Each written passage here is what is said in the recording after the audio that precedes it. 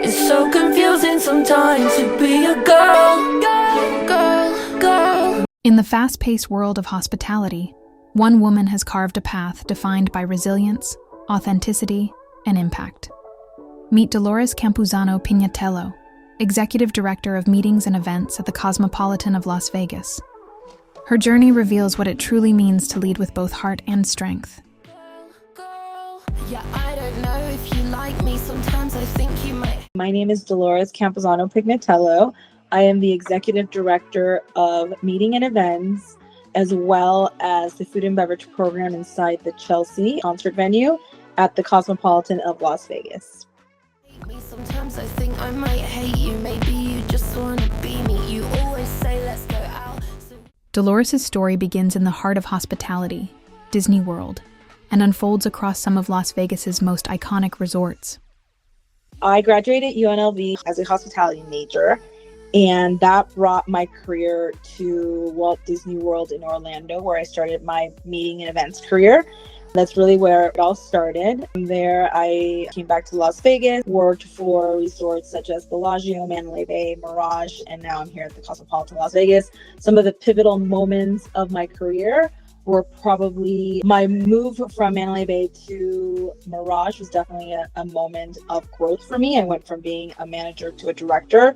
That really was a pivotal moment for my leadership career because it put me in a role where I truly had responsibility of leadership of a team versus just being a part of the leaders within a team. People say we're alike. They say we've got the same hair. We talk about making music, but I go back to my high school years where I was involved with student council and organizations that little by little develop who you become as a leader.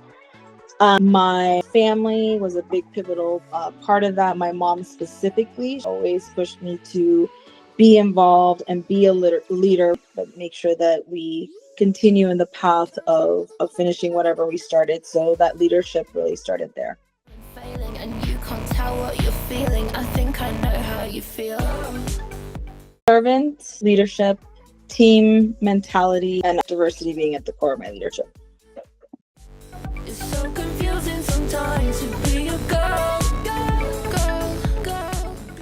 In work, I was very much about wanting to do things myself to ensure that they were done right. Little by little, I learned that you have to trust in your team and put the right people in the right places to be able to really rely on them to do their jobs and make it a successful team. And that's what makes a stronger team happen. It's so confusing sometimes. Wow. As a woman in leadership, to be honest, it did present some challenges being a young woman and then add on being a young Hispanic woman. I was seeing it with a different lens. There was a point where I had braces and people thought I was 18 years old when I was already 28.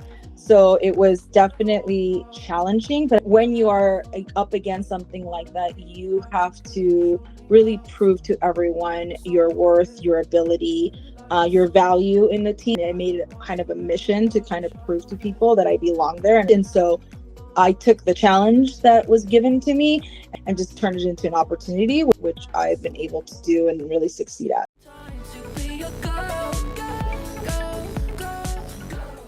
Dolores believes the most powerful form of leadership is helping others grow into leaders themselves. Looking back, my biggest achievements are when I see someone that I brought into the team grow. I've taken admins who have become directors. I've taken supervisors that then have become vice presidents. So for me, their growth and the fact that we saw the potential and that we nurtured that growth, we developed, we coached, we mentored that person. That to me is one of the most rewarding things, to see somebody that grew because of either the opportunity that I gave them or the tools that I shared or advice that I shared along the way. How do you feel being a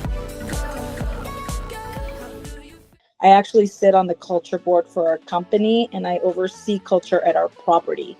So it's something that I'm very passionate about. I think culture is about the people, right? If without the people, there is no culture. I actually started the ENGs for our company along with another person.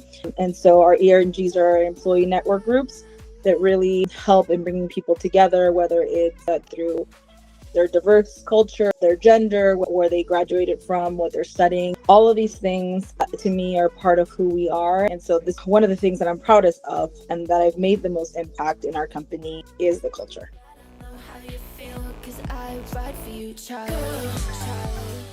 Most of my mentors are men, right? I find it very disheartening to some degree that a lot of the women that are in leadership, it becomes a competition within women, unfortunately. I've always believed in cheering people on and not see them as a competition. I think that people have their own path and their own goals, and if we help each other through it, I think we all succeed much more than each being in a silo. So for me, it's influenced me in a way to not be like what I've seen in my career, but be more of a woman who uplifts other women, because I think that's how we move forward.